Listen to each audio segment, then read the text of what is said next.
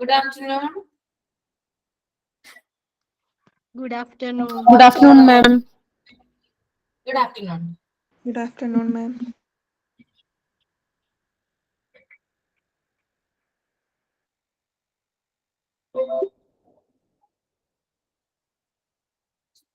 Okay, നമ്മളിന്ന് പുതിയ chapter ആണ് എടുക്കുന്നത്. ചാപ്റ്ററിന്റെ പേര് ഔട്ട് പേഷ്യന്റ് ഡിപ്പാർട്ട്മെന്റ് എന്നാണ്. ഓക്കെ, നമ്മൾ കഴിഞ്ഞ ക്ലാസ്സിൽ ക്ലാസിഫിക്കേഷൻ ഓഫ് ഹോസ്പിറ്റൽ കംപ്ലീറ്റ് ചെയ്തിട്ടുണ്ടായിരുന്നു. അപ്പൊ ഇന്ന് എടുക്കുന്നത് ഔട്ട് പേഷ്യന്റ് ഡിപ്പാർട്ട്മെന്റ് എന്ന് പറയുന്ന ചാപ്റ്റർ ആണ്. ഓക്കെ, നമുക്ക് സ്റ്റാർട്ട് ചെയ്യാം. എന്താണ് ഔട്ട് പേഷ്യന്റ് ഡിപ്പാർട്ട്മെന്റ് എന്ന് അറിയണ്ടേ ഹോസ്പിറ്റലിലെ? Okay, introduction. OPD means outpatient department where patients come to the hospital to consult their health issues with the doctors to start the treatment.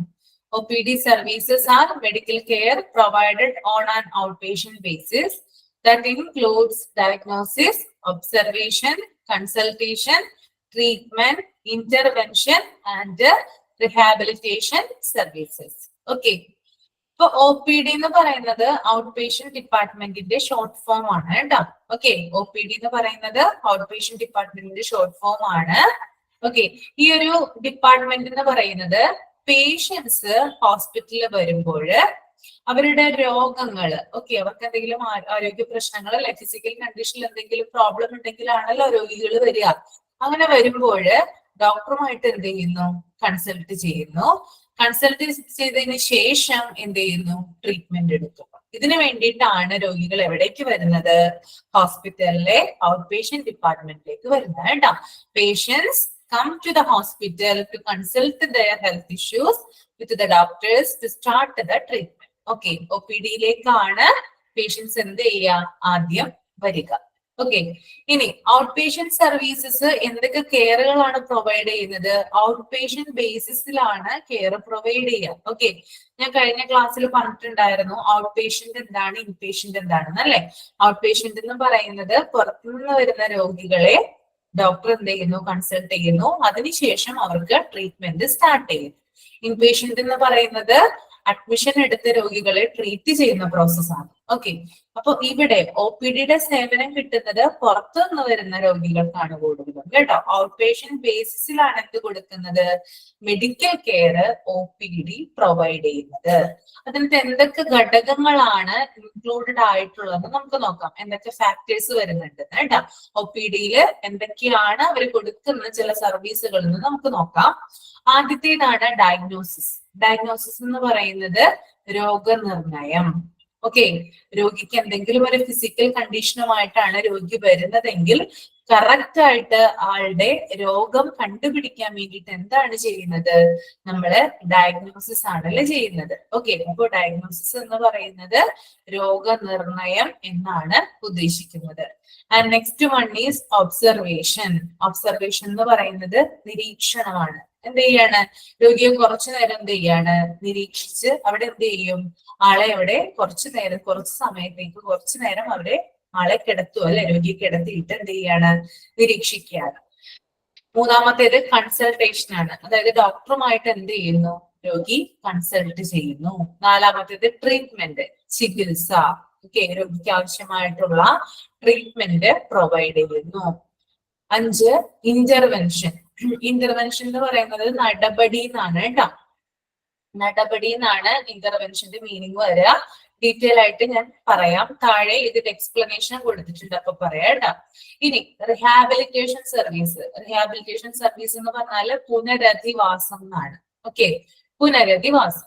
Okay, അപ്പോ ഒന്നും കൂടി പറയാം. ഒ പി ഡി എന്ന് പറയുന്നത് ഒരു ഔട്ട് പേഷ്യന്റ് ഡിപ്പാർട്ട്മെന്റ് ആണ്. രോഗികള് ഹോസ്പിറ്റലിലേക്ക് വരുന്നത് ഔട്ട് പേഷ്യന്റ് ഡിപ്പാർട്ട്മെന്റിലേക്കാണ് ആദ്യമായിട്ട് വരുന്നത്. അവർ ഡോക്ടറുമായിട്ട് കൺസൾട്ട് ചെയ്യുന്നു, തുടർന്ന് ട്രീറ്റ്മെന്റ് സ്വീകരിക്കുന്നു. ഒ പി ഡിയിൽ ഉൾപ്പെടുന്ന പ്രധാനപ്പെട്ട ഫാക്ടേഴ്സ് ആണ് diagnosis, observation, consultation, treatment, intervention and rehabilitation services. Clear ആയോ? ക്ലിയർ? ഓക്കെ, ആദ്യത്തേത് ഡയഗ്നോസിസ് ആണ്. നമുക്ക് നോക്കാം എന്താണ് ഡയഗ്നോസിസ് എന്ന്. The identification of nature of an illness or other problem by examination of symptoms. അതായത് എന്തെങ്കിലും, അതായത് രോഗത്തിന്റെ സ്വഭാവം എന്താണെന്ന് തിരിച്ചറിയുന്നതാണെന്ത് ഡയഗ്നോസിസ് എന്ന് പറയുന്നത്. അല്ലെങ്കിൽ നമ്മള് സിംറ്റംസ്, ലക്ഷണങ്ങൾ വെച്ചിട്ട് രോഗിയെ എക്സാമിൻ ചെയ്തിട്ട് ആളുടെ രോഗം എന്താണെന്ന് നമ്മൾ തിരിച്ചറിയും. അതാണ് ഡയഗ്നോസിസ്. ഓക്കെ, ഒന്നില്ലെങ്കിൽ ഡോക്ടർക്ക് രോഗിയുടെ ലക്ഷണങ്ങൾ നോക്കിയിട്ട്, സിംറ്റംസ് നോക്കിയിട്ട് രോഗം ഡയഗ്നോസ് ചെയ്യാവുന്നതാണ്. അല്ലെങ്കിൽ എന്തെങ്കിലും ടെസ്റ്റുകൾ മുഖേന ഡോക്ടർക്ക് എന്ത് ചെയ്യാം, രോഗനിർണയം നടത്താനായിട്ട് സാധിക്കും. ഓക്കെ, പ്രത്യേകം ശ്രദ്ധിക്കുക. രോഗത്തിന്റെ സ്വഭാവം അറിയാൻ വേണ്ടിയിട്ട് അല്ലെങ്കിൽ സിംറ്റംസ് വെച്ചിട്ട് രോഗിയെ എക്സാമിൻ ചെയ്യാൻ വേണ്ടിയിട്ടൊക്കെയാണ് എന്ത് ഉപയോഗിക്കുന്നത്, ഡയഗ്നോസിസ് ചെയ്യുന്നത്. Okay, second one is observation ആണ്. ഒബ്സർവേഷൻ എന്ന് പറഞ്ഞാൽ ഞാൻ പറഞ്ഞു നിരീക്ഷണം എന്നാണ് വരിക.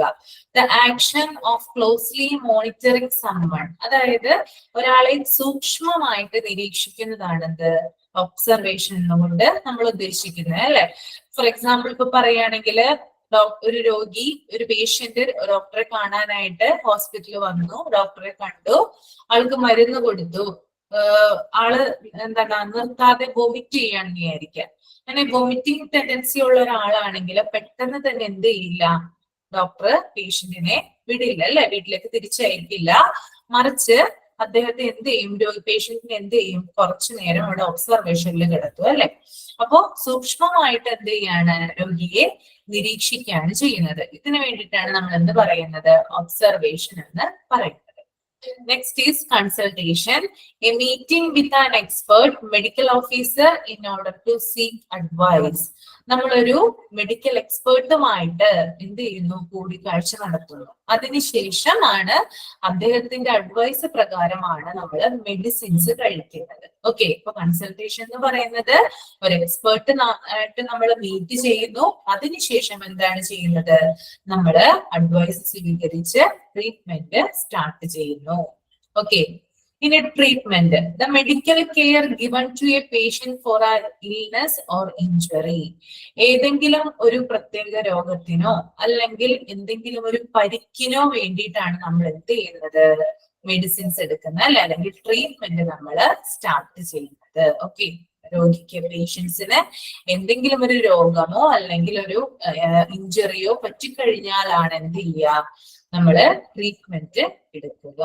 Okay, next is intervention. Intervention ഞാൻ പറഞ്ഞു നടപടി എന്നാണ് എന്തിന്റെ മീനിങ്, ഇന്റർവെൻഷന്റെ മീനിങ് വരിക. Okay, action taken to improve a medical disorder. അതായത് ഒരു മെഡിക്കൽ ഡിസോർഡറിനെ ഇംപ്രൂവ് ചെയ്യാനുള്ള ആക്ഷൻ ആണെന്ത്, ഇന്റർവെൻഷൻ എന്ന് പറയുന്നത്. ഒരു പേഷ്യന്റിന് ഇപ്പൊ പെട്ടെന്ന് പേഷ്യന്റ് ബോധം കിട്ടുകയാണെന്ന് വിചാരിക്കുക. പേഷ്യന്റിനെ നമ്മൾ എന്ത് ചെയ്യും, ഹോസ്പിറ്റലിൽ എത്തിക്കില്ലേ? എത്തിച്ചു കഴിഞ്ഞാല് പെട്ടെന്ന് തന്നെ എന്താണ്, ആ പേഷ്യന്റിന് വേണ്ടിയിട്ട്, ആ പേഷ്യന്റിനെ ബോധവാനാക്കാനായിട്ട് അല്ലെങ്കിൽ ആ പേഷ്യന്റിന്റെ ബോധം വീണ്ടെടുക്കാൻ വേണ്ടിയിട്ട്, പെട്ടെന്ന് വീഴുകയാണല്ലോ, അപ്പൊ എന്താണെന്ന് കാരണം ചിലപ്പോൾ അറിയുന്നുണ്ടാവില്ല. ആ ബോധം വീണ്ടെടുക്കാൻ വേണ്ടിയിട്ടുള്ള കാര്യങ്ങൾ സഡൻ ആയിട്ടുള്ള ആക്ഷനിലൂടെയാണ് ഹോസ്പിറ്റലിൽ നമുക്ക് പ്രൊവൈഡ് ചെയ്യുന്നത്. ഇതിനെയാണ് ഇന്റർവെൻഷൻ എന്നതുകൊണ്ട് ഉദ്ദേശിക്കുന്നത്, കേട്ടോ. Next is rehabilitation.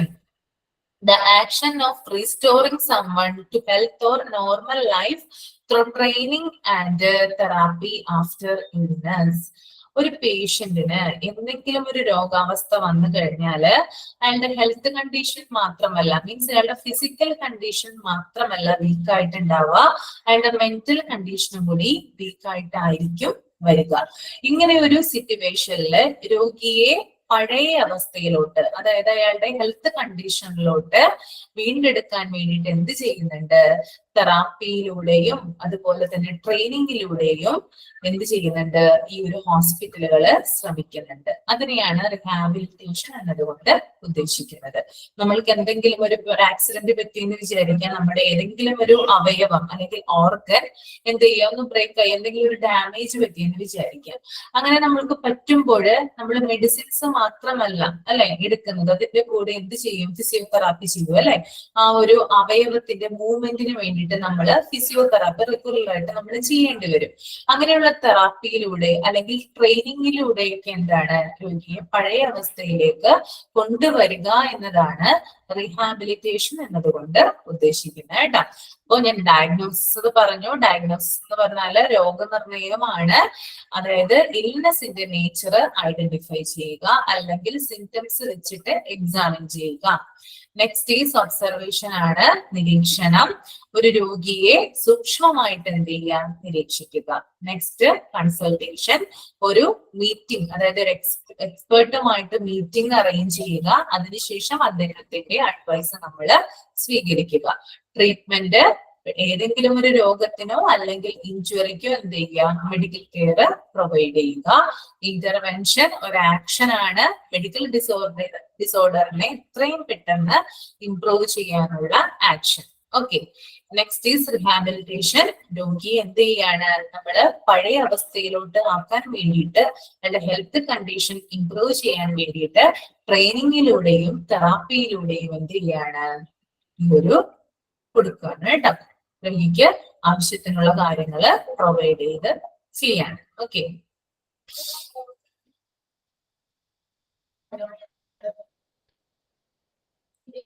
Next one വരുന്നത് objectives of O P D ആണ് കേട്ടോ. എന്താണ് ഒബ്ജക്റ്റീവ്സ് നമുക്ക് നോക്കാം. ലക്ഷ്യങ്ങൾ കേട്ടോ.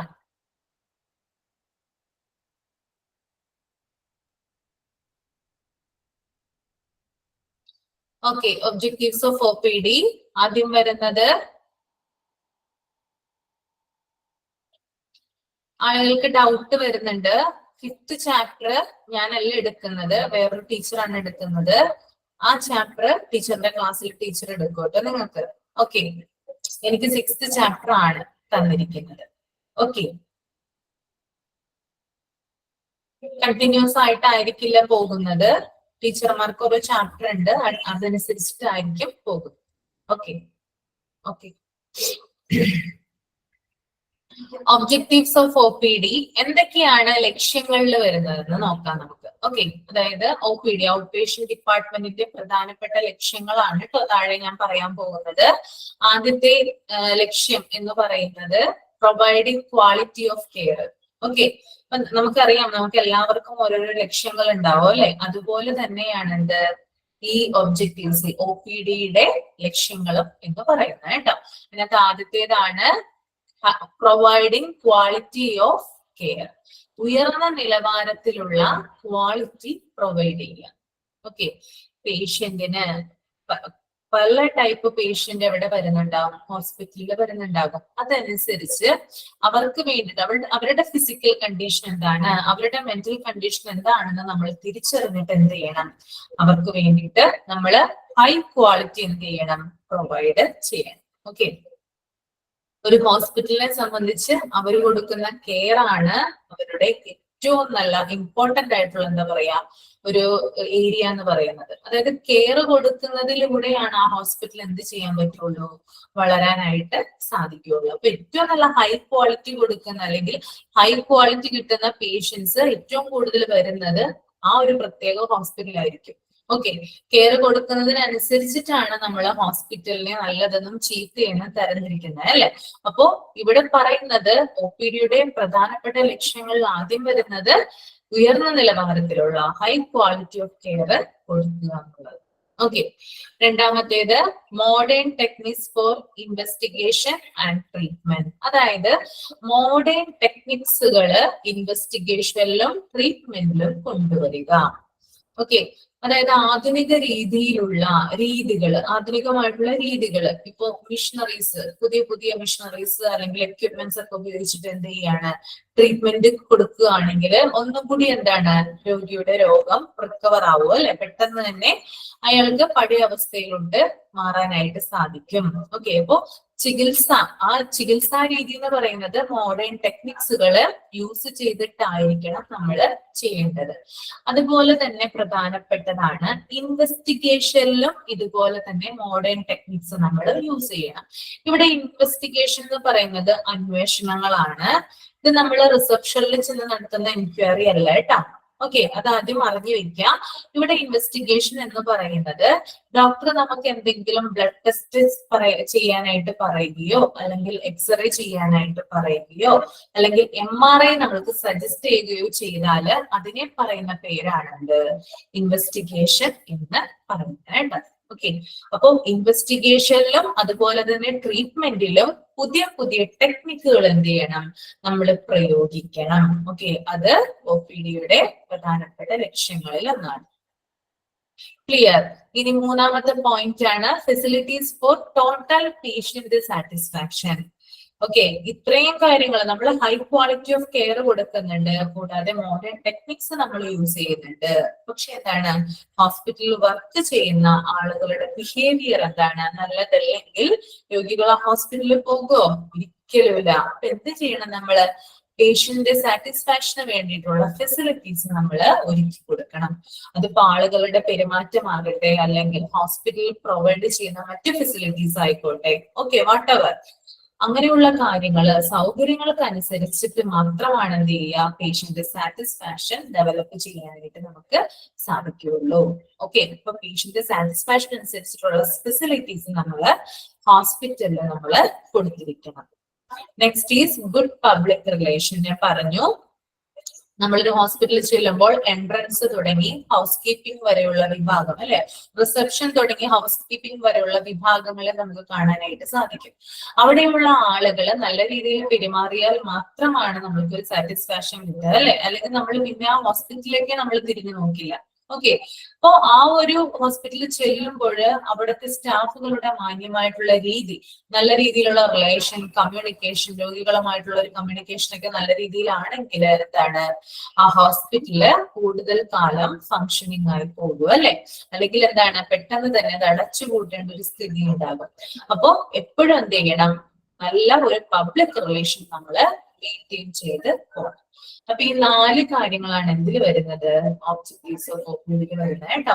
Providing quality of care, modern techniques for investigation and treatment, facilities for total patient satisfaction and good public relation.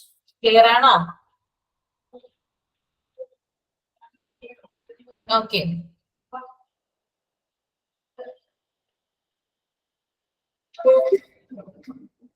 Next, the scope of OPD include the following.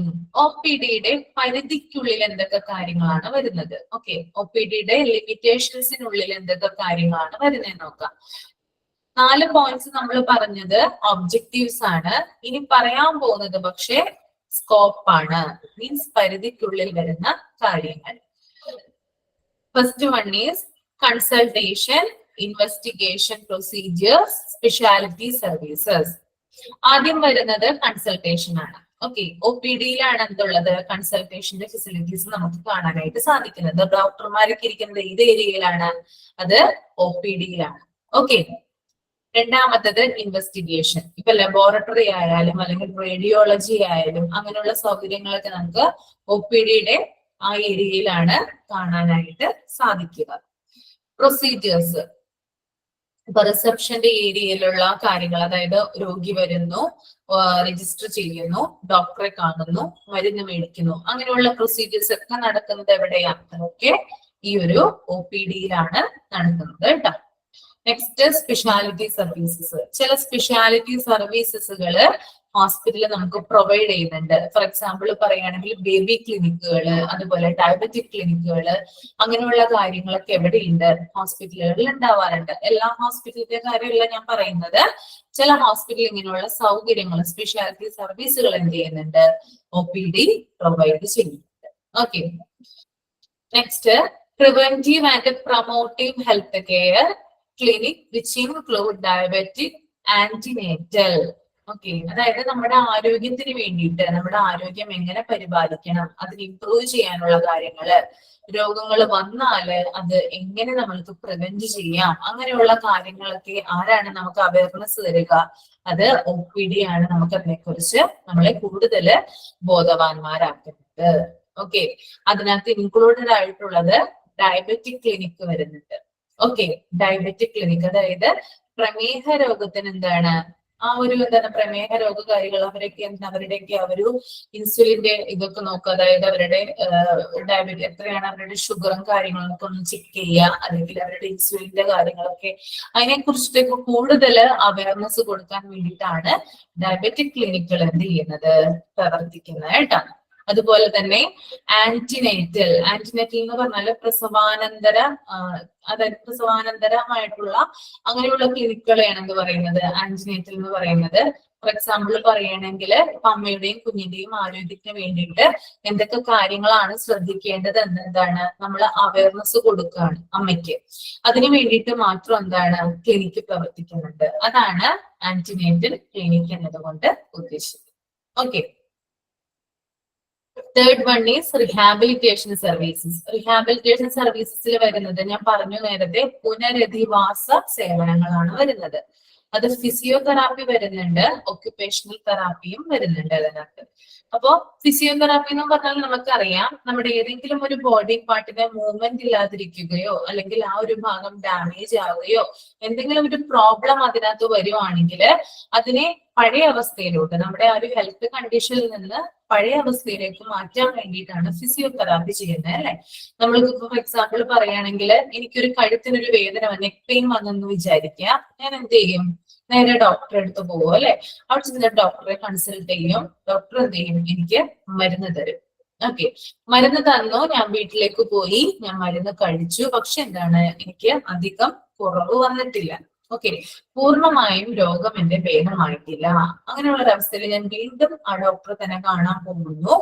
അപ്പൊ doctor പറയാണ്, എനിക്ക് ഡോക്ടർ ഫിസിയോതെറാപ്പി സജസ്റ്റ് ചെയ്യാണ്. Okay, ഞാൻ ആ physiotherapy ചെയ്യുന്ന ആ ഒരു പ്രത്യേക അല്ലെ ആ ഡോക്ടറിന്റെ അടുത്ത് ചെന്നു.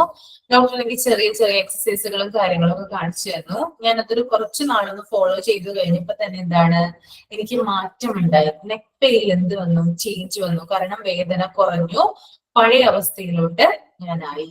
അപ്പൊ ഫിസിയോതെറാപ്പിയിലൂടെ നമുക്ക് നമ്മുടെ പഴയ അവസ്ഥയിലോട്ട് എത്തിച്ചേരാനായിട്ട് സാധിക്കും. ഓക്കെ, അതായത് നമ്മുടെ ഫിസിക്കൽ കണ്ടീഷൻ കുറച്ചും കൂടി ബെറ്റർ ആക്കാനായിട്ട് ഫിസിയോതെറാപ്പിക്ക് പറ്റും എന്നാണ് പറയുന്നത് കേട്ടോ.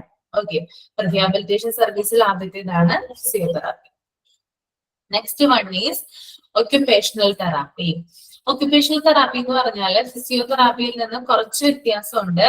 ഇവിടെ ഫിസിക്കൽ ആയിട്ടുള്ള പേഷ്യൻസിന്റെ കാര്യങ്ങൾ മാത്രമല്ല ഇംപ്രൂവ് ചെയ്യുന്നത്, മറിച്ച് അയാളുടെ മെന്റൽ കണ്ടീഷനും കൂടി ഇംപ്രൂവ് ചെയ്യാനായിട്ട് ഒക്യുപേഷണൽ തെറാപ്പിയിലൂടെ സാധിക്കും എന്നുള്ളതാണ് കേട്ടോ. ഓക്കെ, അപ്പൊ അതിന് ഞാൻ എക്സാമ്പിൾ പറയാം. അതായത് നമ്മള് ഇപ്പോ എന്റെ ഒരു എക്സാമ്പിൾ തന്നെ ഞാൻ പറയാം. അതായത് ഇപ്പൊ എനിക്ക് ഒരു എന്താ പറയാ തൊണ്ടയ്ക്ക്, അതായത് ഞാനിപ്പോ നിങ്ങളെ പഠിപ്പിക്കുകയാണല്ലോ ചെയ്യുന്നത്, വോയിസ് എടുത്തിട്ടാണ് എന്ത് ചെയ്യുന്നത്, ഞാൻ നിങ്ങളെ പഠിപ്പിക്കുന്നത്. ഓക്കെ, അപ്പൊ വോയിസ് അത്രയും അധികം ഇമ്പോർട്ടന്റ് ആണ് എന്നെ അപേക്ഷിച്ച്. ഈ വോയിസിനൊരു പ്രോബ്ലം, ഈ സ്ട്രെയിൻ ഒക്കെ വന്നു കഴിഞ്ഞാല് നമ്മൾ എന്ത് ചെയ്യും, സാധാരണ ENT ഡോക്ടറെയാണ് നമ്മൾ കൂടുതൽ സജസ്റ്റ് ചെയ്യുക അല്ലെ. അദ്ദേഹത്തിന്റെ അടുത്ത് പോയിട്ട് നമ്മൾ ട്രീറ്റ്മെന്റ് എടുക്കും. ട്രീറ്റ്മെന്റ് എടുക്കുമ്പോൾ അദ്ദേഹം നമ്മൾക്ക് മരുന്ന് തരണം. അന്ന് നമുക്ക് മരുന്ന് തരില്ല, മെഡിസിൻസ് തരും. മെഡിസിൻസ് തന്നിട്ടും എന്റെ വോയിസ് കുറച്ചും കൂടി റഫ് ആവുകയോ വോയിസ് വരാതിരിക്കുകയോ ചെയ്യുകയാണെങ്കിൽ നമുക്ക് കുറച്ച് എന്താണ് ടെൻഷൻ ആവും അല്ലെ. വീണ്ടും നമ്മൾ എന്ത് ചെയ്യും, ഡോക്ടറെ അടുത്ത് പോകും. അപ്പൊ ഡോക്ടർ പറയുകയാണിങ്ങനെ, നിങ്ങൾക്ക് കുറച്ചു ദിവസത്തേക്ക് ഒക്യുപേഷണൽ തെറാപ്പി പറഞ്ഞിട്ടുണ്ടെന്ന് പറയാണ്. ഓക്കെ, എന്തുകൊണ്ടായിരിക്കും ഡോക്ടർ അങ്ങനെ പറയാനായിട്ട് കാരണം? ഓക്കെ, കാരണം ഞാൻ കുറച്ച് ടെൻസ്ഡ് ആണ്. ഓക്കെ, എനിക്ക് ഭയങ്കര ടെൻഷൻ ഉണ്ട്. കാരണം എനിക്ക് വോയിസ് വരുന്നില്ല എന്റെ. ഞാൻ കുറച്ച് എന്താ പറയാ ഭയങ്കരമായിട്ട് സ്ട്രെയിൻ വരുന്നു സംസാരിക്കുമ്പോൾ. അപ്പൊ ആ ഒരു ഫിസിക്കൽ കണ്ടീഷനേക്കാൾ ഉപരി എനിക്ക് മെന്റലി ഞാൻ കുറച്ച് വീക്കാണ്. കാരണം എന്താ, ശബ്ദം എനിക്ക് പഠിപ്പിക്കാനായിട്ട് സാധിക്കുന്നില്ല, ശബ്ദം മറ്റുള്ളവരുമായിട്ട് സംസാരിക്കാനായിട്ട് സാധിക്കുന്നില്ല. ഇങ്ങനെയുള്ളൊരു കണ്ടീഷനില് ട്രീറ്റ്മെന്റിനെ കൂടാതെ, അതായത് ട്രീറ്റ്മെന്റ് മെഡിസിൻസിനെ കൂടാതെ ഒക്യുപേഷണൽ തെറാപ്പി സജസ്റ്റ് ചെയ്യുന്നു. ഒക്യുപേഷണൽ തെറാപ്പിയില് ഡോക്ടർ, അതായത് ഒക്യുപേഷണൽ തെറാപ്പിസ്റ്റ് എനിക്ക് തരുന്നത് എന്റെ ടെൻഷൻ കുറയ്ക്കാനുള്ള, അല്ലെങ്കിൽ എന്താ പറയാ എന്നെ കുറച്ചും കൂടി എന്താണ് മോട്ടിവേറ്റ് ചെയ്യാണ് അവിടെ ചെയ്യുന്നത് കേട്ടോ. അതായത് നിങ്ങൾക്ക് ഈ ഒരു തെറാപ്പിയിലൂടെ കുറച്ച് ദിവസം കഴിഞ്ഞാല് നിങ്ങളുടെ സൗണ്ട് ക്ലിയർ ആകും, കുറച്ചും കൂടി നല്ല സൗണ്ട് വരും. അങ്ങനെ എന്താണ് നമ്മൾ കുറച്ച് നമ്മുടെ മെന്റലി നമ്മൾ എന്ത് ചെയ്യാണ്, ഇംപ്രൂവ് ചെയ്യാണ് ചെയ്യുന്നത്. ഓക്കെ, അതാണ് ഒക്യുപേഷണൽ തെറാപ്പി. രണ്ടും തമ്മില് ഒരേ വ്യത്യാസമുള്ളൂ. ഫിസിയോതെറാപ്പിയിൽ നമ്മുടെ ആ ഒരു ഫിസിക്കൽ കണ്ടീഷൻ മാത്രമാണ് ഇംപ്രൂവ് ചെയ്യിപ്പിക്കുന്നത് അവര്. എന്നാൽ ഒക്യുപേഷണൽ തെറാപ്പിയില് രണ്ടും ചെയ്യിപ്പിക്കുന്നുണ്ട്. ഫിസിക്കൽ കണ്ടീഷനും നമ്മുടെ മെന്റൽ കണ്ടീഷനും കുറച്ചും കൂടി ഇംപ്രൂവ് ആവാൻ അല്ലെങ്കിൽ സ്റ്റേബിൾ ആകാൻ വേണ്ടിയിട്ടുള്ള കാര്യങ്ങൾ എന്ത് ചെയ്യുന്നുണ്ട് ഒക്കെ പറഞ്ഞു തരുന്നുണ്ട്. അതാണ് രണ്ടും തമ്മിലുള്ള വ്യത്യാസം കേട്ടോ. ക്ലിയർ ആയോ നിങ്ങൾക്ക്? ഓക്കെ.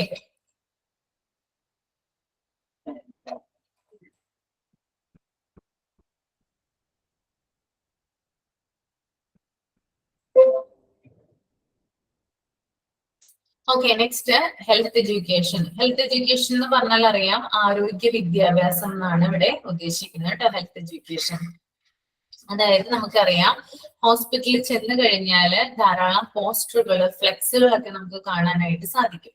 ഏതെങ്കിലും ഒരു രോഗത്തിനെ പ്രിവെന്റ് ചെയ്യാനോ അല്ലെങ്കിൽ ആ രോഗത്തെ കുറിച്ച് നമുക്ക് മുൻകൂട്ടി അവയർനെസ് തരാനൊക്കെ എന്തിനു സാധിക്കുന്നുണ്ട്? ഈ ഹെൽത്ത് എഡ്യൂക്കേഷനെ കൊണ്ട് സാധിക്കുന്നുണ്ട്. അതിനൊരു എക്സാമ്പിൾ പറയുകയാണെങ്കിൽ, കൊറോണയുടെ ടൈമില് നമ്മൾ ഏറ്റവും കൂടുതൽ നമ്മളെ സഹായിച്ചത് ഹെൽത്ത് എഡ്യൂക്കേഷൻ ആണ്. ഹോസ്പിറ്റലിൽ നമ്മൾ ചെല്ലുമ്പോൾ കാണുന്നുണ്ട്, അല്ലെങ്കിൽ വഴിയിലൊക്കെ നമ്മൾ കാണുന്നുണ്ട് നിറച്ച് പോസ്റ്ററുകൾ. എന്താ പോസ്റ്ററുകൾ എഴുതിയിരിക്കുന്നത്? അതായത് കൈ കഴുകുക, അതുപോലെ തന്നെ അകലം പാലിക്കുക, സാനിറ്റൈസർ യൂസ് ചെയ്യുക, മാസ്ക് ഉപയോഗിക്കുക, ഇങ്ങനെയുള്ള കാര്യങ്ങൾ നമ്മൾ കാണുന്നുണ്ടെങ്കിൽ അതാണെന്ത്? ഹെൽത്ത് എഡ്യൂക്കേഷൻ എന്ന് പറയുന്നത്. നമ്മളെ രോഗവുമായി ബന്ധപ്പെട്ട് ആ രോഗം വരാതിരിക്കാനുള്ള മുൻകൂർ നടപടിക്രമങ്ങളാണെന്ത്? ഹെൽത്ത് എഡ്യൂക്കേഷൻ എന്ന് പറയുന്നത്. ഇതുമൂലം ആളുകളെ അല്ലെങ്കിൽ ജനങ്ങളെ കൂടുതൽ ബോധവാന്മാരാക്കുകയാണ് ഇതിലൂടെ ചെയ്യുന്നത്. ഓക്കെ, അപ്പൊ 4 കാര്യങ്ങൾ പറഞ്ഞു കേട്ടോ. OPDയുടെ സ്കോപ്പിൽ വരുന്നത് consultation, investigation, procedure, speciality services, അതുപോലെ തന്നെ preventive and promotive health care, rehabilitation services and health education. Okay,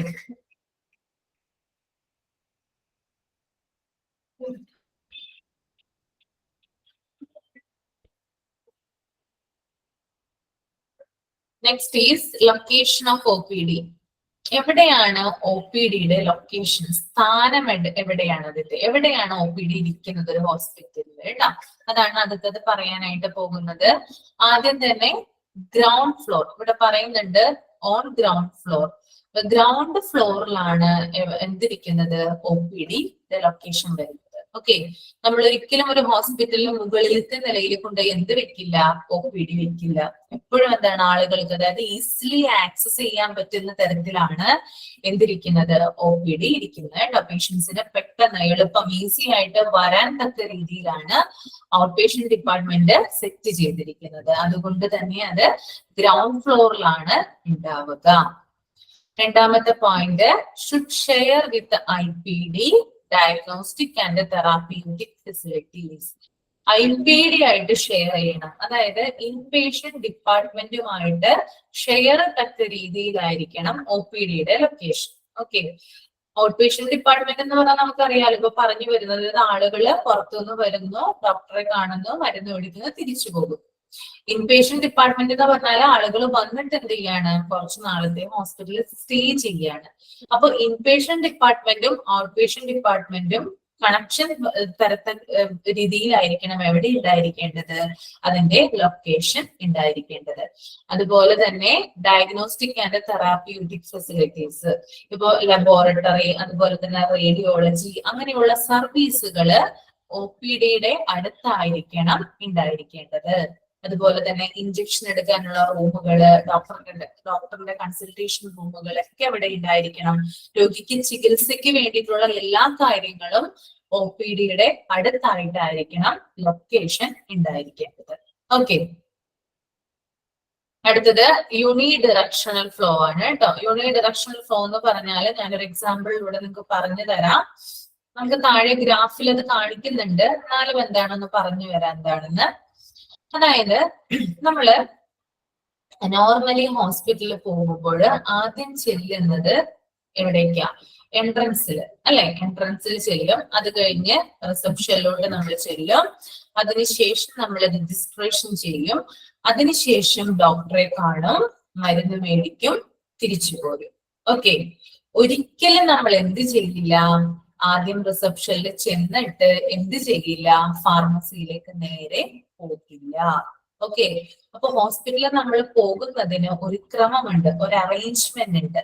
അതാണ് യൂണി ഡയറക്ഷണൽ ഫ്ലോ. ഞാൻ ആദ്യം പറഞ്ഞില്ലേ, ആദ്യം എന്താ ചെയ്യാ, എൻട്രൻസിൽ ചെല്ലുന്നു, റിസപ്ഷനിൽ ചെല്ലുന്നു, പിന്നീട് രജിസ്ട്രേഷൻ ചെയ്യുന്നു, ഡോക്ടറെ കാണുന്നു, മരുന്ന് മേടിക്കുന്നു, എക്സിറ്റ് ആവുന്നു. ഇതാണ് യൂണി ഡയറക്ഷണൽ ഫ്ലോ എന്ന് പറയുന്നത് കേട്ടോ.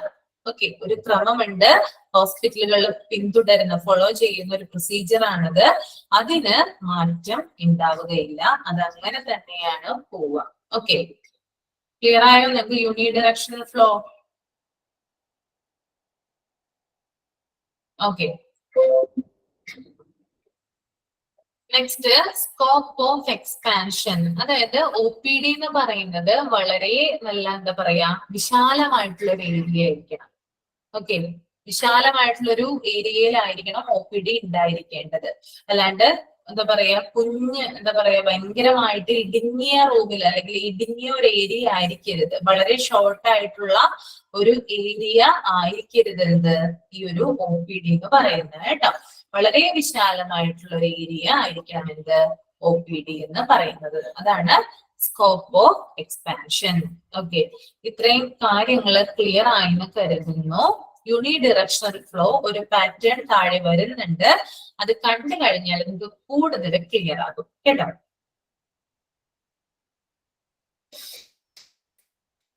Next is area of OPD. ഏതൊക്കെ ഏരിയയാണ് ഔട്ട് പേഷ്യന്റ് ഡിപ്പാർട്ട്മെന്റിന്റെ ഭാഗമായിട്ട് വരുന്നത് നമുക്ക് നോക്കാം. അപ്പോ ഏതൊക്കെ ഏരിയയാണ് നോക്കാം. ആദ്യത്തേത് പേഷ്യന്റ് ഏരിയയാണ്, രണ്ടാമത്തേത് അഡ്മിനിസ്ട്രേറ്റീവ് ഏരിയയാണ്, മൂന്നാമത്തേത് ക്ലിനിക്കൽ ഏരിയയാണ്. ഓക്കെ, അപ്പൊ OPDയുടെ ഏരിയയെ 3 ആയിട്ട് എന്ത് ചെയ്തിട്ടുണ്ട്, 3 ടൈപ്പിൽ ഡിവൈഡ് ചെയ്തിട്ടുണ്ട്. First is patient area, second one is administrative area and another one is clinical area. Okay, ആദ്യം പേഷ്യന്റ് ഏരിയ ആണ്. പേഷ്യന്റ് ഏരിയയിൽ വരുന്ന കാര്യങ്ങൾ എന്തൊക്കെയാണെന്ന് നമുക്ക് നോക്കാം. നമ്മളിപ്പോ ഹോസ്പിറ്റലിൽ ചെല്ലുമ്പോൾ പല പല കാര്യങ്ങൾ നമ്മൾ കണ്ടിട്ടുണ്ടാകും. ഓക്കെ, അതൊക്കെ വരുന്നത് ഏത് ഏരിയയിലാണെന്ന് തിരിച്ചറിയാനായിട്ട് നിങ്ങൾക്ക് ഈ ടേബിളിലൂടെ സാധിക്കും. Okay, patient area. പേഷ്യന്റ് ഏരിയയിൽ ആദ്യം വരുന്നത് എൻട്രൻസ് ആണ്. ഓക്കെ, എൻട്രൻസ് അതായത് നമ്മൾ കയറി ചെല്ലുമ്പോഴുള്ള ഒരു കവാടം ഉണ്ടല്ലോ, എൻട്രൻസ്, അത് പേഷ്യന്റ് ഏരിയയിൽ വരുന്നതാണ്. രണ്ടാമത്തത് റിസപ്ഷൻ. ഓക്കെ, റിസപ്ഷൻ ഏരിയ, ഇതെന്താണ്, റിസപ്ഷൻ ഏരിയ ആണ് കേട്ടോ. അതായത് നമ്മൾ കയറി ചെല്ലുമ്പോഴുള്ള ആ ഒരു ഭാഗം.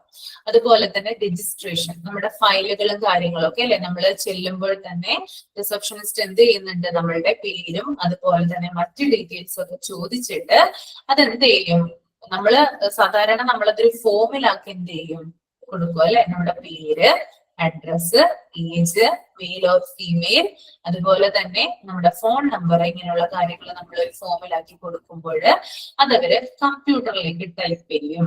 അതിനുശേഷം നമ്മൾക്ക് ഫയൽ എടുത്ത് തരും അല്ലെ. അങ്ങനെയാണ് ഒരു പ്രൊസീജിയർ എന്ന് പറയുന്നത്. അപ്പൊ രജിസ്ട്രേഷൻ ചെയ്യുന്നു.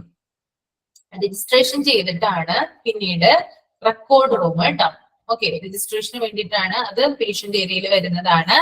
അടുത്തതാണ്, നാലാമത്തെ പോയിന്റ് ആണ് റെക്കോർഡ് റൂം. റെക്കോർഡ് റൂം എന്ന് പറയുന്നത് പേഷ്യൻസിന്റെ ക്ലിനിക്കൽ ഹിസ്റ്ററി അടങ്ങിയിട്ടുള്ള എല്ലാ കാര്യങ്ങളും ശേഖരിച്ചു വെക്കുന്ന റൂമാണ് റെക്കോർഡ് റൂം. മീൻസ് നമ്മൾ ഇപ്പൊ ഒരു ഹോസ്പിറ്റലിൽ ചെല്ലുമ്പോൾ നമ്മുടെ ഒരു ഫയൽ ഉണ്ടല്ലോ, ആ ഫയല് കളക്ട് ചെയ്ത് വെക്കുന്നത് എവിടെയാ, അത് റെക്കോർഡ് റൂമിലാണ് കളക്ട് ചെയ്ത് വെക്കുന്നത്. Okay, next is waiting area. Waiting area എന്ന് പറയുന്നത് പേഷ്യൻസ് വെയിറ്റ് ചെയ്യുന്ന ഏരിയ ആണ് കേട്ടോ. അത് വരുന്നത് പേഷ്യന്റ് ഏരിയയിലാണ്. ആൻഡ് സ്നാക്ക് ബാർ, നമുക്കിപ്പോ എന്തെങ്കിലും ഒരു ചായയോ അല്ലെങ്കിൽ ഒരു ടീയോ അല്ലെങ്കിൽ ഒരു കോഫിയോ എന്തെങ്കിലും ബിസ്ക്കറ്റോ അങ്ങനെയൊക്കെ കഴിക്കണം എന്നുണ്ടെങ്കിൽ എന്താണ്, അവിടെ സ്നാക്ക് ബാർ ഉണ്ടാവും. അത് പേഷ്യന്റ് ഏരിയയിലാണ് വരുന്നത്. നിങ്ങൾ കണ്ടിട്ടുണ്ടാവും അല്ലെ, മെഷീൻ ടീ അതുപോലെ മെഷീൻ കോഫി ഒക്കെ നിങ്ങൾ കുടിച്ചിട്ടുണ്ടാവില്ലേ. ആ ഒരു ഭാഗം വരുന്നത് പേഷ്യന്റ് ഏരിയയിലാണ്. Next is ATM machine. ATM machine എവിടെയാണ് ഉണ്ടാവുക, അത് പേഷ്യന്റ് ഏരിയയുടെ ഭാഗമായിട്ടാണ് ഉണ്ടാവുക. ഓക്കെ, അപ്പോ പേഷ്യന്റ് ഏരിയയിൽ വരുന്നത് എൻട്രൻസ് വരുന്നുണ്ട്, reception, registration, record room, waiting area, snack bar, ATM machine. Okay, ഇനി നമുക്ക് നേരെ അഡ്മിനിസ്ട്രേറ്റീവ് ഏരിയയിലോട്ട് പോകാം. അഡ്മിനിസ്ട്രേറ്റീവ് ഏരിയ എന്ന് പറഞ്ഞാൽ അഡ്മിനിസ്ട്രേറ്റർ ഓഫീസ് ഉണ്ടാകും. ഓക്കെ, അപ്പൊ അഡ്മിനിസ്ട്രേറ്റീവ് എന്ന് പറഞ്ഞാൽ നമുക്കറിയാം ഒരു ഹോസ്പിറ്റലിന്റെ ഡേ ടു ഡേ ഓപ്പറേഷൻസ് കൈകാര്യം ചെയ്യുന്ന വിഭാഗമാണിത് അഡ്മിനിസ്ട്രേറ്റീവ് വിഭാഗം എന്ന് പറയുന്നത് കേട്ടോ. ഓക്കെ, അപ്പൊ അതിനകത്ത് ആദ്യം അഡ്മിനിസ്ട്രേറ്റർ ഓഫീസ് ഉണ്ട്. ഓക്കെ, അഡ്മിനിസ്ട്രേറ്റർമാരുടെ ഒരു ഓഫീസ് നമുക്ക് അവിടെ കാണാനായിട്ട് സാധിക്കും. രണ്ടാമത്തത് public relation office, means PRO ഇരിക്കുന്ന ഓഫീസാണത്. PRO എന്ന് പറഞ്ഞാൽ ആരാണ്? പബ്ലിക് റിലേഷൻ ഓഫീസർ ആണ് അല്ലെ. അതായത് ഇപ്പൊ പേഷ്യന്റിന്റെയും ഹോസ്പിറ്റലിന്റെയും എന്താ പറയാ നടുക്ക് നിന്നിട്ട് അവരുടെ കാര്യങ്ങളൊക്കെ എന്താണ് കൊണ്ടുപോകുന്നത്. അല്ലെങ്കിൽ ഇപ്പൊ പേഷ്യന്റും ഹോസ്പിറ്റലും തമ്മിൽ എന്തെങ്കിലും ഒരു പ്രോബ്ലം ഉണ്ടായാലോ എന്തെങ്കിലും ഒരു ഇഷ്യൂ വന്നാലോ ഒക്കെ അത് പരിഹരിക്കുന്ന വ്യക്തിയാണെന്ത് PRO എന്ന് പറയുന്നത്. അപ്പൊ അദ്ദേഹത്തിന്റെ ഓഫീസ് വരുന്നത് എവിടെയാണ്? അഡ്മിനിസ്ട്രേറ്റീവ് ഏരിയയിലാണ് വരുന്നത്. അടുത്തത് അക്കൗണ്ട്സ്, അതായത് ഹോസ്പിറ്റലിന്റെ അക്കൗണ്ട്സ് സംബന്ധിച്ച എല്ലാ കാര്യങ്ങളും അത് വരുന്നത് അഡ്മിനിസ്ട്രേറ്റീവ് ഏരിയയിലാണ്. Next one billing, billing area, അതായത് ബില്ലിംഗ് സെക്ഷൻ വരുന്നത് അഡ്മിനിസ്ട്രേറ്റീവ് ഏരിയയിലാണ്. സെക്യൂരിറ്റി, നമുക്ക് എന്താണ് ധാരാളം സെക്യൂരിറ്റി, അതായത് കൂടുതലായിട്ട് സെക്യൂരിറ്റീസിനെ മറ്റും കാണാനായിട്ട് സാധിക്കും എവിടെ? ഈ ഒരു അഡ്മിനിസ്ട്രേറ്റീവ് ഏരിയയിൽ. കാരണം എന്താ? അക്കൗണ്ട്സും ബില്ലിങ്ങുകളും കാര്യങ്ങളും എല്ലാ റിപ്പോർട്ട്സും കാര്യങ്ങളൊക്കെ ഹോസ്പിറ്റലിനെ സംബന്ധിച്ച് ഓവറോൾ അതിന്റെ ഇരിക്കുന്നത് എവിടെയാ? അഡ്മിനിസ്ട്രേറ്റീവ് ഏരിയയിലാണ് ഇരിക്കുന്നത്. അതുകൊണ്ട് അവിടെ സെക്യൂരിറ്റി ഉണ്ടാവും. നെക്സ്റ്റ് ട്രാൻസ്പോർട്ട്, ഇപ്പൊ നമുക്ക് എന്തെങ്കിലും ഇപ്പൊ രോഗിയെ ട്രാൻസ്ഫർ ചെയ്യാൻ വേണ്ടിയിട്ട് ആംബുലൻസ് സർവീസോ അല്ലെങ്കിൽ എന്താ പറയാ വാഹന സൗകര്യങ്ങൾ അങ്ങനെയുള്ള എന്തെങ്കിലും കാര്യങ്ങൾക്കൊക്കെ ആ ഒരു അറേഞ്ച്മെന്റ് ഒക്കെ നടക്കുന്നത് അഡ്മിനിസ്ട്രേറ്റീവ് ഏരിയയിലാണ്. നെക്സ്റ്റ് സ്റ്റോർ റൂം, അതായത് നമ്മുടെ മെഡിസിൻസും അതുപോലെ തന്നെ ഹോസ്പിറ്റലിൻ്റെതായിട്ടുള്ള പഴയ ഫയലുകളും മറ്റു കാര്യങ്ങളൊക്കെ എവിടെയാണ് ഉണ്ടാവുക? സ്റ്റോർ റൂമിലാണ് കളക്ട് ചെയ്ത് വെച്ചിട്ടുണ്ടാവുക. ഓക്കെ, അഡ്മിനിസ്ട്രേറ്റീവ് ഏരിയയിൽ അത്രയും കാര്യങ്ങളാണ് വരുന്നത്. Next is clinical area. Clinical area എന്ന് പറയുന്നത് ആദ്യം വരുന്നത് കൺസൾട്ടേഷൻ ആണ്. ഡോക്ടർമാരിയ്ക്കുന്ന ഏരിയ എവിടെയാ? അത് ക്ലിനിക്കൽ ഏരിയയിലായിരിക്കുന്നത്. ഔട്ട് പേഷ്യന്റ് ഡിപ്പാർട്ട്മെന്റില് ക്ലിനിക്കൽ ഏരിയയിലാണ് ഡോക്ടർമാര് കൺസൾട്ട് ചെയ്യുന്നത്. അതുകൊണ്ടാണ് കൺസൾട്ടേഷൻ അവിടെ വന്നിരിക്കുന്നത് കേട്ടോ. Next one is examination room. Okay, അതായത് രോഗി എന്താ പറയാ ഇപ്പൊ രോഗിയുടെ എന്താ പറയാ ഒരു BP ചെക്ക് ചെയ്യണം, അല്ലെങ്കിൽ ആളുടെ എന്താ പറയാ ഒന്ന് പൾസ് റേറ്റ് ഒക്കെ ഒന്ന് ചെക്ക് ചെയ്യണം എന്നൊക്കെ ഉണ്ടെങ്കിൽ ആളെ എവിടെ ഇരുത്തുന്നത്? എക്സാമിനേഷൻ റൂമിലാണ് ഇരുത്തുന്നത്. ഓക്കെ, അതുപോലെ തന്നെ ഡ്രസ്സിംഗ് റൂം, എന്തെങ്കിലും ഇപ്പോ പരിക്ക് പറ്റിയ ആളുകൾക്കോ അല്ലെങ്കിൽ ആക്സിഡന്റ് ആയിട്ട് വന്ന് എന്തെങ്കിലും ഒരു ഇതായിട്ട് വരുമ്പോൾ ആ മുറിവ് അധികമായിട്ട് ബ്ലീഡിങ് ഉണ്ടെങ്കിൽ ആ മുറിവ് ഒന്ന് വെച്ചൊക്കെ കെട്ടാനായിട്ട് നമ്മള് ഡ്രസ്സിംഗ് റൂം യൂസ് ചെയ്യും അല്ലെ. അതും ക്ലിനിക്കൽ ഏരിയയിൽ തന്നെയാണ് വരുന്നത്. Next physiotherapy. ഓക്കെ, ഞാൻ നേരത്തെ പറഞ്ഞു തന്നെ ഫിസിയോതെറാപ്പിയെ കുറിച്ചിട്ട്. അതും എവിടെയാ വരുന്നത്? ക്ലിനിക്കൽ ഏരിയയിലാണ് വരുന്നത്. Another one is blood bank. Okay, blood bank വരുന്നത് ക്ലിനിക്കൽ ഏരിയയിലാണ്. Last one is radiology. MRI പോലുള്ള കാര്യങ്ങളൊക്കെ ചെയ്യുന്നത് എവിടെയാ? റേഡിയോളജിയിലാണ് അല്ലെ. ഇത്രയും കാര്യങ്ങള് വരുന്നത് ക്ലിനിക്കൽ ഏരിയയിലാണ്. ഓക്കെ, അപ്പൊ ഈ ഒരു ടേബിളിൽ നിന്ന് നിങ്ങൾക്ക് എന്തായാലും ക്വസ്റ്റ്യൻസ് പ്രതീക്ഷിക്കാം. അതായത് ഉൾപ്പെടാത്തത് ഏത് ഉൾപ്പെടുന്നത് ഏത് എന്നതായിരിക്കും ചോദ്യം വരുന്നത്. ഇമ്പോർട്ടന്റ് ആണ്. Okay, which are the following is does not come under clinical area, അങ്ങനെ വരാം. ഓക്കെ, അപ്പൊ ക്ലിനിക്കൽ ഏരിയയിലെ 3 ഓപ്ഷൻ തന്നിട്ട് ഒരെണ്ണം എന്തിലെടുത്തിടും? അഡ്മിനിസ്ട്രേറ്റീവ് ഏരിയയിൽ എടുത്തിടും. അങ്ങനെയാണ് ക്വസ്റ്റ്യൻസ് വരിക. ഓക്കെ, ടേബിൾ എന്ന് പറയുന്നത് എപ്പോഴും ഇമ്പോർട്ടന്റ് ആയിരിക്കുള്ളൂ കേട്ടോ. നിങ്ങള് ടേബിളിന്റെ താഴെ നിങ്ങൾ കാണുന്നില്ലേ flow pattern of clients in an OPD? അതൊന്ന് നിങ്ങളൊന്ന് വായിച്ചു നോക്കി, ജസ്റ്റ് ഒന്ന് നോക്കിയത്.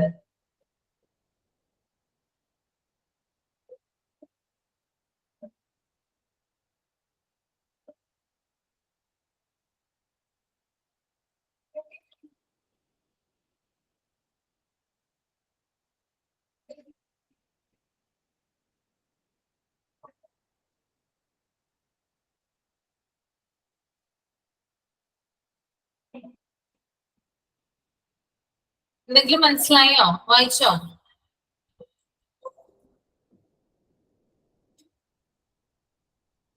വായിച്ചു.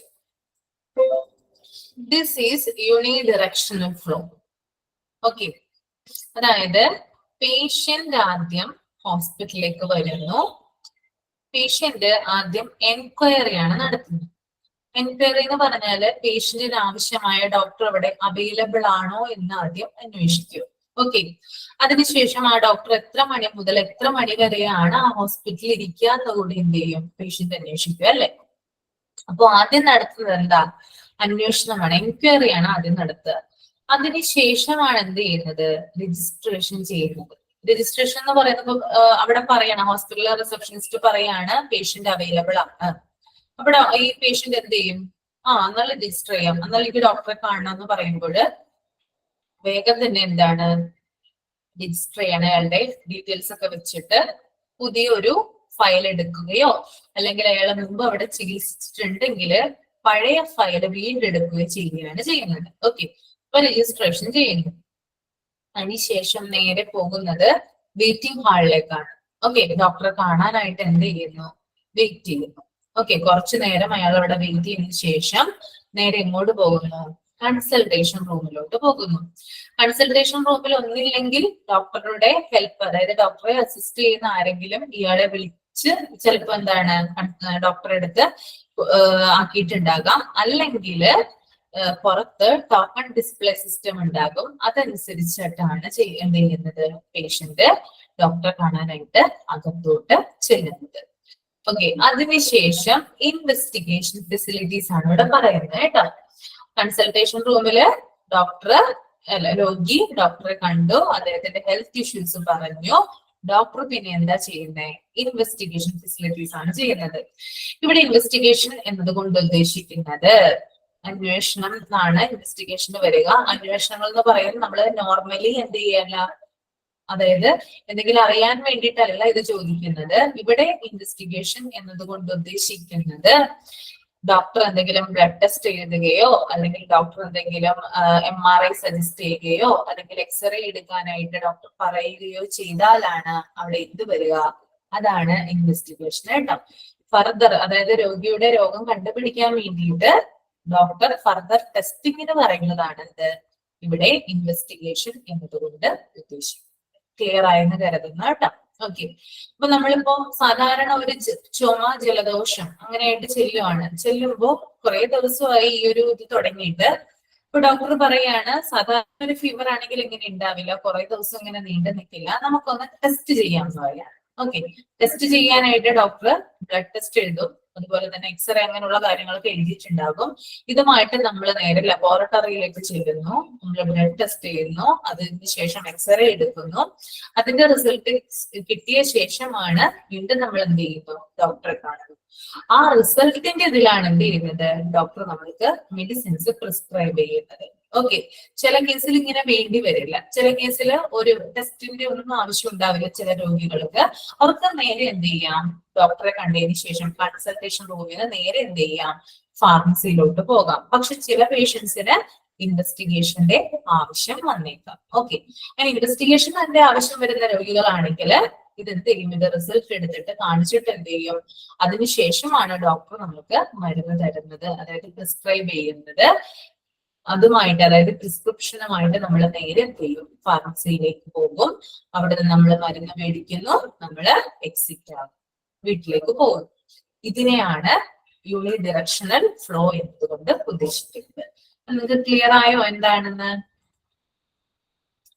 ഓക്കെ, ഞാൻ പറഞ്ഞില്ലേ ഒരു പാറ്റേൺ താഴെ വരുന്നുണ്ട്, അത് കഴിഞ്ഞാൽ നിങ്ങൾക്ക് മനസ്സിലാവുമെന്ന് പറഞ്ഞില്ലേ ഞാൻ നേരത്തെ. ഓക്കെ, അപ്പൊ ഇതിനകത്ത് ഒരു മാറ്റം ഉണ്ടാവില്ല.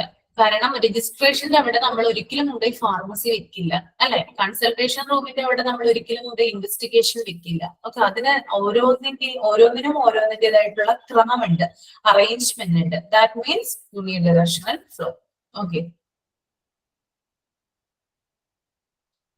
നെക്സ്റ്റ് നമുക്ക് എക്യുപ്മെന്റുകൾ നോക്കാം കേട്ടോ. എന്തൊക്കെ എക്യുപ്മെന്റുകളാണ് ഉപയോഗിക്കുന്നതെന്ന് നോക്കാം OPDയുടെ ഭാഗമായിട്ട്.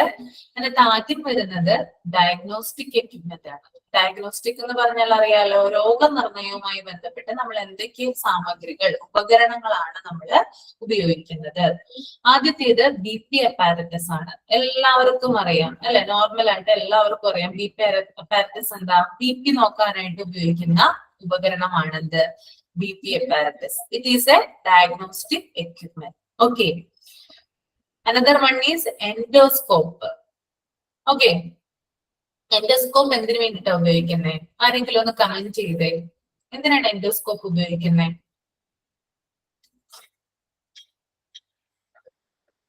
എന്തിനു വേണ്ടിയിട്ടാണ് നമ്മൾ എൻഡോസ്കോപ്പ് യൂസ് ചെയ്യുന്നത്? BP apparatus ഞാൻ പറഞ്ഞു BP ചെക്ക് ചെയ്യാനായിട്ടാണ് അല്ലെ? അപ്പൊ എൻഡോസ്കോപ്പ് എന്തിനു വേണ്ടിയിട്ടായിരിക്കും? ആർക്കും അറിയില്ല. ഇതുവരെ ആരും ചെയ്തിട്ടില്ലേ? വയറിനുള്ളിലെ. Okay okay. എൻഡോസ്കോപ്പ് ഉപയോഗിക്കുന്നത്, എൻഡോസ്കോപ്പ് എന്ന് പറയുന്ന ഒരു എക്യുപ്മെന്റ് ആണ്. എൻഡോസ്കോപ്പി ചെയ്യാൻ വേണ്ടിയിട്ടാണ് എന്ത് ചെയ്യുന്നത്? ഇത് നമ്മൾ യൂസ് ചെയ്യുന്നത് കേട്ടോ. അതായത് നമ്മുടെ അബ്നോമിനുള്ളിലെ, നമ്മുടെ വയറിനുള്ളിലെ അബ്നോർമാലിറ്റീസ്, അപാകതകൾ, മീൻസ് എന്തെങ്കിലും പ്രോബ്ലംസ് ഉണ്ടെങ്കിൽ അത് ഡയഗ്നോസ് ചെയ്യാൻ, അത് കണ്ടുപിടിക്കാൻ വേണ്ടിയിട്ടാണ് എന്ത് ചെയ്യുന്നത്? നമ്മള് എൻഡോസ്കോപ്പി ചെയ്യുന്നത് കേട്ടോ. ഓക്കെ. അതായത് നമ്മൾ എന്ത് ചെയ്യും? നമ്മുടെ ഒരു ട്യൂബ് ഉണ്ടാവും അല്ലെ? ആ ട്യൂബ് എന്ത് ചെയ്യും? ട്യൂബിന്റെ അറ്റത്തായിട്ട് ഒരു ക്യാമറ ഘടിപ്പിച്ചിട്ടുണ്ടാവും. ഇതെന്ത് ചെയ്യുന്നു? നമ്മുടെ വയറിനുള്ളിലേക്ക് കടത്തുന്നു. അത് കടത്തിയിട്ട് നമ്മൾക്ക് എന്ത് ചെയ്യാം? ഈ ക്യാമറയിലൂടെ നമ്മുടെ വയറിന്റെ ഭാഗങ്ങൾ എന്ത് ചെയ്യാം? നമുക്ക് സ്ക്രീനിലൂടെ കാണാനായിട്ട് സാധിക്കും. ഓക്കെ. ഇപ്പൊ എന്തെങ്കിലും ഒരു ഇപ്പൊ വയറിന് ഇപ്പൊ ഗ്യാസ്ട്രിക്, അതായത് ഗ്യാസ്ട്രിക് ഫിസിഷ്യന്റെ ഹെൽപ്പോട് കൂടിയാണ് നമ്മൾ എൻഡോസ്കോപ്പി ചെയ്യുന്നത്. അപ്പൊ നമുക്ക് അസിഡിറ്റിയുടെ ഒക്കെ പ്രോബ്ലംസ് ഉള്ള ആളുകളാണെങ്കിൽ അവർക്ക് അറിയാനായിട്ട് സാധിക്കും. ഭയങ്കരമായിട്ട്, അതായത് അസിഡിറ്റിയുടെ പ്രശ്നമൊക്കെ വരുമ്പോൾ നമുക്ക് അറിയാം അല്ലെ? ഭയങ്കരമായിട്ട് ഗ്യാസിന്റെ പ്രോബ്ലംസ് ഉണ്ടാവും. നമുക്ക് എപ്പോഴെപ്പോഴും മേമ്പക്കം വിടുക, വായ്ക്കുള്ളിൽ എപ്പോഴും തൊലി പോയിക്കൊണ്ടിരിക്കുക, എന്തെങ്കിലും ആഹാരം കഴിക്കുമ്പോൾ വയറ് പെട്ടെന്ന് വീർത്തുക, അങ്ങനെയുള്ള സിംറ്റംസ് ഉള്ള ആളുകൾക്ക് അസിഡിറ്റിയുടെ പ്രശ്നം സാധാരണയായിട്ട് ഉണ്ടാകാറുണ്ട്. അങ്ങനെയുള്ള വ്യക്തികള് ഒരു ഗ്യാസ്ട്രോ ഫിസിഷ്യനെ കണ്ടു കഴിഞ്ഞാല് അദ്ദേഹം നമുക്ക് എന്ത് ചെയ്യും? 14 ഡേയ്സിൽ, അതായത് 2 ആഴ്ചത്തേക്ക് നമുക്ക് മരുന്ന് തരും. ഓക്കെ. ഈ മരുന്ന് കഴിച്ചിട്ട് കുറഞ്ഞില്ലെങ്കിൽ ഒന്ന് എൻഡോസ്കോപ്പി ചെയ്യാനായിട്ട് അദ്ദേഹം നമ്മൾ സജസ്റ്റ് ചെയ്യും. ഓക്കെ. അപ്പൊ അങ്ങനെ ചെയ്യുമ്പോൾ നമുക്ക് എന്താണ്? സർജറിയുടെ ഒരു ആവശ്യവും ഇല്ലാതെ അല്ലെ? സർജറി ഒക്കെ ചെയ്യുമ്പോഴാണല്ലോ വയറിന്റെ ആ ഒരു ഇതൊക്കെ എന്താ പറയാ, നമുക്ക് എന്തെങ്കിലും പ്രോബ്ലംസ് ഒക്കെ ഉണ്ടെങ്കിൽ അത് നീക്കം ചെയ്യാനായിട്ട് സാധിക്കാം. ഇത് എൻഡോസ്കോപ്പിയിലൂടെ നമുക്ക് എന്ത് ചെയ്യാൻ പറ്റും? നമ്മുടെ വയറിനുള്ളിലെ എല്ലാ പ്രോബ്ലംസും നമുക്ക് കാണാനായിട്ട് സാധിക്കും. ഓക്കെ. മനസ്സിലായില്ലേ? അപ്പം എൻഡോസ്കോപ്പി ചെയ്യാനായിട്ട് ഉപയോഗിക്കുന്ന ഉപകരണത്തിന്റെ പേരാണെന്ത്? എൻഡോസ്കോപ്പ് എന്ന് ഉദ്ദേശിക്കുന്നത് കേട്ടോ. Another one is portable x-ray. Portable x-ray എന്ന് പറയുമ്പോൾ, പോർട്ടബിൾ എന്ന് പറയുമ്പോൾ അതിനർത്ഥം മൂവബിൾ എന്നാണ് കേട്ടോ. മൂവബിൾ ആണ് കേട്ടോ. അതായത് നമുക്കിപ്പോ ഒരു എക്സ്റേ എടുക്കണമെങ്കിൽ എക്സ്റേ എടുക്കുന്ന ആ ഒരു സ്ഥലത്ത് നമ്മൾ ചെല്ലണം അല്ലെ? ഓക്കെ. അവിടെ ചെന്നിട്ടാണ് എന്ത് ചെയ്യുന്നത്? നമ്മൾ എക്സ്റേ എടുക്കുന്നത്. പക്ഷെ പോർട്ടബിൾ എക്സ്റേയിലൂടെ നമ്മൾ അവിടെ ചെല്ലേണ്ട ആവശ്യമില്ല. അത് നമ്മളെ തേടി എന്ത് ചെയ്യും? ഇങ്ങോട്ട് വരും. അതായത് രോഗി ഇരിക്കുന്നത് എവിടെയാണോ അല്ലെങ്കിൽ രോഗി കിടക്കുന്നത് എവിടെയാണോ ആ സ്ഥലത്തേക്ക് എന്ത് കൊണ്ടുവരാം? ഈ ഉപകരണം നമ്മൾക്ക് കൊണ്ടുവരാം. എന്നിട്ട് എന്ത് ചെയ്യാം? എക്സ്റേ എടുക്കാം. ഓക്കെ. അതായത് ഇത് നമുക്ക് ഏത് ഭാഗത്തോട്ടും മൂവ് ചെയ്യിപ്പിക്കാനായിട്ട് സാധിക്കും. അതായത് ഹോസ്പിറ്റലിന്റെ ഏത് ഭാഗത്തോട്ടും കൊണ്ടുപോകാനും ക്യാരി ചെയ്യാൻ പറ്റുന്ന ഒന്നാണിത് പോർട്ടബിൾ എക്സ്റേ എന്ന് പറയുന്നത് കേട്ടോ. ഓക്കെ. Portable means movable. അടുത്ത മൂവബിൾ, പോർട്ടബിൾ USG. ഇതുപോലെ തന്നെ ഇപ്പൊ എക്സ്റേയുടെ കാര്യം പറഞ്ഞു, അതുപോലെ തന്നെ നമുക്ക് എന്ത് ചെയ്യാം? അൾട്രാസൗണ്ട് അല്ലെ? സ്കാൻ ചെയ്യണം അല്ലെ?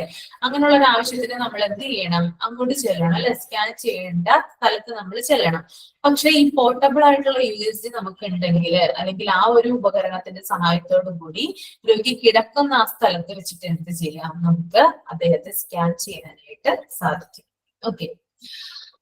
Another one is, last one is echo.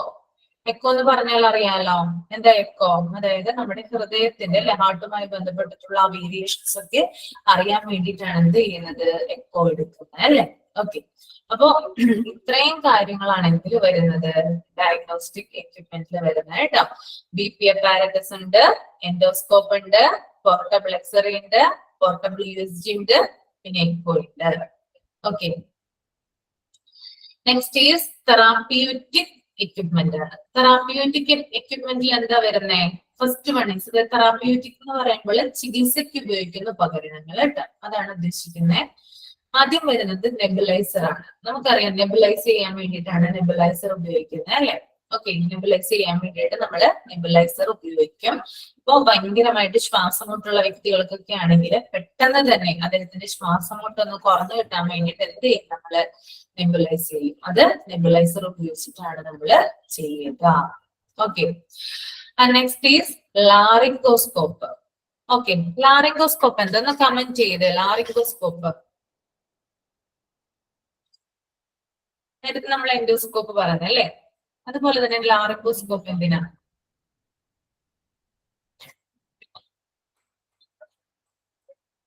അറിയില്ല. Okay, visualisation of larynx. Okay, നമ്മുടെ തൊണ്ടയുടെ ഭാഗത്തുള്ള അബ്നോർമാലിറ്റീസ് കണ്ടുപിടിക്കാൻ വേണ്ടിയിട്ടാണ് എന്ത് ചെയ്യുന്നത്, ലാറിംഗോസ്കോപ്പി ചെയ്യുന്നത് കേട്ടോ. അതിനുപയോഗിക്കുന്ന ഉപകരണമാണിത് ലാറിംഗോസ്കോപ്പ് എന്ന് പറയുന്നത്. ഇത് എന്തിനു വേണ്ടി എന്ന് വെച്ചാല് ഇപ്പോ അധികമായിട്ട് സൗണ്ട് ഉപയോഗിക്കുന്ന ആളുകളൊക്കെ ഉണ്ടാകും, അല്ലെങ്കിൽ എന്താ പറയാ തൊണ്ടയ്ക്ക് എന്തെങ്കിലും ഇൻഫെക്ഷൻ വരുന്ന ആളുകള്, അല്ലെങ്കിൽ ഇപ്പോ തൈറോയ്ഡ് ഗ്രന്ഥികളിൽ എന്തെങ്കിലും മുഴകളുള്ള ആളുകള്, ഗോയിറ്റർ പോലുള്ള അസുഖമുള്ള ആളുകള്, ഇവർക്കൊക്കെയാണ് എന്ത് ചെയ്യുന്നത്, കൂടുതലായിട്ട് ലാറിംഗോസ്കോപ്പി സജസ്റ്റ് ചെയ്യുന്നത്. അതായത് നമ്മുടെ വായ്ക്കുള്ളിൽ സ്പ്രേ അടിക്കും. ആദ്യമായിട്ട് നമ്മുടെ വാ തുറന്നിട്ട് എന്ത് ചെയ്യും, ഒരു സ്പ്രേ അടിക്കും. സ്പ്രേ അടിക്കുന്നത് നമ്മുടെ ഈ ഒരു ഭാഗം മരവിക്കാൻ വേണ്ടിയിട്ടാണ്. ഓക്കെ, ഇതൊരു എന്താ പറയാ അൺകംഫർട്ടബിൾ ആണ്, നമുക്ക് ഡിഫിക്കൽട്ട് ആണ്. ഇപ്പൊ എൻഡോസ്കോപ്പി ആയാലും ലാറിംഗോസ്കോപ്പി ആയാലും ഡിഫിക്കൽട്ട് ആണ്. പക്ഷെ എന്താണ്, നമുക്ക് ഇറ്റ്സ് നോട്ട് പെയിൻ ഉണ്ടാവില്ല. കാരണം എന്താ, ഈ സ്പ്രേ അടിക്കുന്നതുകൊണ്ട് ആ ഒരു ഭാഗം നമ്മുടെ എന്ത് ചെയ്യും, മരവിച്ചിരിക്കും. ഓക്കെ, മരവിച്ചതിന് ശേഷം ഒരു ട്യൂബില് ക്യാമറ ഘടിപ്പിച്ചിട്ടുണ്ടാകും. ആ ക്യാമറയുടെ സഹായത്തോടെ ഈ ട്യൂബ് നമ്മുടെ തൊണ്ടയുടെ ഉള്ളിലേക്ക് ഇറക്കും. ഓക്കെ, അപ്പൊ നമ്മുടെ വോക്കൽ കോഡിനുള്ളിൽ നൊഡ്യൂൾസ് ഉണ്ടെങ്കിലോ അല്ലെങ്കിൽ തൈറോയ്ഡ് ഗ്രന്ഥികളിൽ നൊഡ്യൂൾസ് ഉണ്ടെങ്കിലോ നമുക്ക് സ്ക്രീനിലൂടെ കാണാനായിട്ട് സാധിക്കും. Okay, that is laryngoscope. Laryngoscope ഉപയോഗിക്കുന്നത് ലാറിംഗോസ്കോപ്പി ചെയ്യാൻ വേണ്ടിയിട്ടാണ്. Okay, is it clear? Okay, അപ്പോ ഞാൻ ലാറിംഗോസ്കോപ്പ് വരെയാണ് ഇന്ന് എടുക്കുന്നത് കേട്ടോ. എന്തെങ്കിലും ഡൗട്ട് ഉണ്ടെങ്കിൽ ചോദിക്കാം, ഞാൻ മൈക്ക് ഓൺ ആക്കാം. ഓക്കെ, ഓൺ ആക്കിയിട്ടുണ്ട് കേട്ടോ. Portable USD. എന്താ പോർട്ടബിൾ USD? പോർട്ടബിൾ USD എന്ന് പറഞ്ഞാല് നമ്മൾക്ക് രോഗി കിടക്കുന്ന സ്ഥലത്ത് ചെന്നിട്ട് എന്ത് ചെയ്യാം, പോർട്ടബിൾ USD ഉപയോഗിച്ച് അയാളെ സ്കാൻ ചെയ്യാം. ഓക്കെ,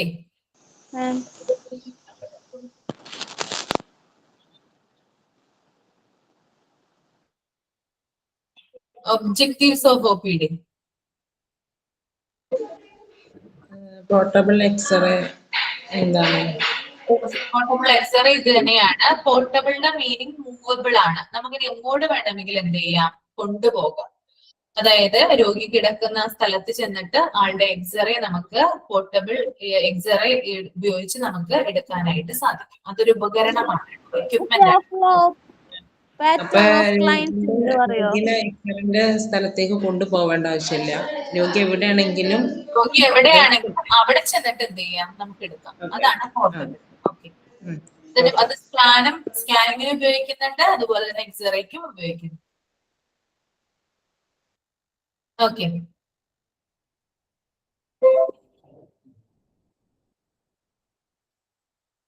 ലാറിംഗോസ്കോപ്പി ഞാൻ നേരത്തെ പറഞ്ഞല്ലോ, എന്താ നമ്മുടെ തൊണ്ടയുടെ ഉള്ളിലെ അബ്നോർമാലിറ്റീസ് കണ്ടുപിടിക്കാനായിട്ട് ഒരു ട്യൂബിൽ ഒരു ക്യാമറ ഘടിപ്പിച്ചിട്ട് നമ്മുടെ തൊണ്ടയുടെ ഉള്ളിലോട്ട് ഇറക്കും. അത് നമ്മൾക്ക് സ്ക്രീനിൽ കാണാൻ പറ്റും. എന്തൊക്കെയാണ് നമ്മുടെ ആ ഒരു ലാറിങ്സ്, നമ്മുടെ വോക്കൽ കോഡ്, നമ്മുടെ തൈറോയ്ഡിന്റെ ഭാഗം, അതൊക്കെ നമുക്ക് സ്ക്രീനിൽ കാണാനായിട്ട് സാധിക്കും.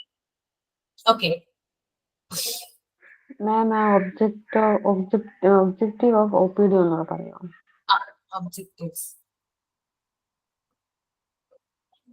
ഒബ്ജക്റ്റീവ്സ് ഓഫ് OPD വരുന്നത് ഹൈ ക്വാളിറ്റി ഓഫ് കെയർ കൊടുക്കുക എന്നുള്ളതാണ്. രോഗികൾക്ക് നല്ല രീതിയിലുള്ള ഉയർന്ന നിലവാരത്തിലുള്ള പരിചരണം കൊടുക്കുക എന്നുള്ളത് OPDയുടെ ലക്ഷ്യങ്ങളിലൊന്നാണ്.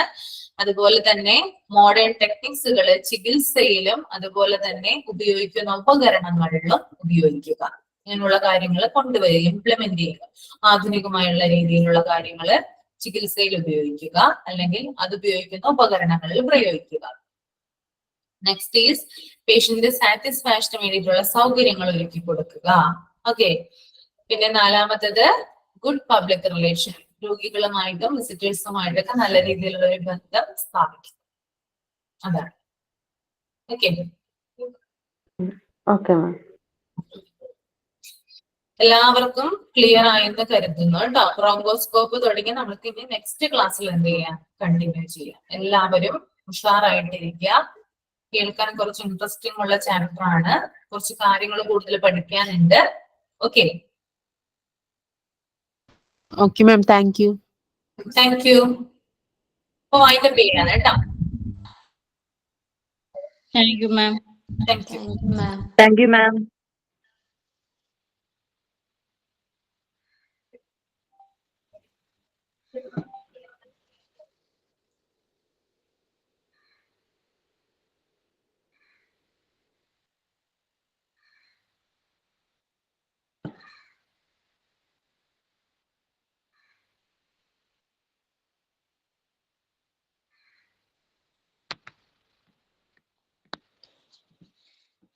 OPD means outpatient department ആണ്.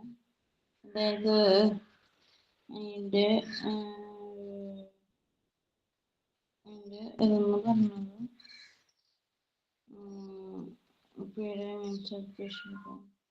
ഡയഗ്നോസിസ് സിംറ്റംസ്, രോഗനിർണയം, അതായത് ആ രോഗിയുടെ ഇതനുസരിച്ച് രോഗനിർണയം നടത്താം. ശാഖകളനുസരിച്ച് പിന്നെ ഒബ്സർവേഷൻ, നിരീക്ഷണം, സൂക്ഷ്മമായിട്ട് നിരീക്ഷിക്കുക. അതായത് എന്തെങ്കിലും തലകറക്കോ അങ്ങനെയൊക്കെ ഉണ്ടെങ്കിൽ അത് സൂക്ഷ്മമായിട്ട് നിരീക്ഷിച്ച് വെയിറ്റ് ചെയ്തെടുക്കാം. കൺസൾട്ടേഷൻ, കൂടിക്കാഴ്ചയാണ്. അതായത് ഡോക്ടർ എന്തെങ്കിലും പറഞ്ഞിട്ടൊക്കെ ഉണ്ടെങ്കിൽ അതിൻ്റെ രീതിയിൽ ട്രീറ്റ്മെന്റ് ചെയ്യാം. ഇഞ്ചുറി വരുമ്പോൾ കുറച്ച് സമയം ട്രീറ്റ്മെന്റ് ചെയ്യുമ്പോൾ ഇഞ്ചുറി ഒക്കെ വരുമ്പോൾ കുറച്ച് സമയം അത്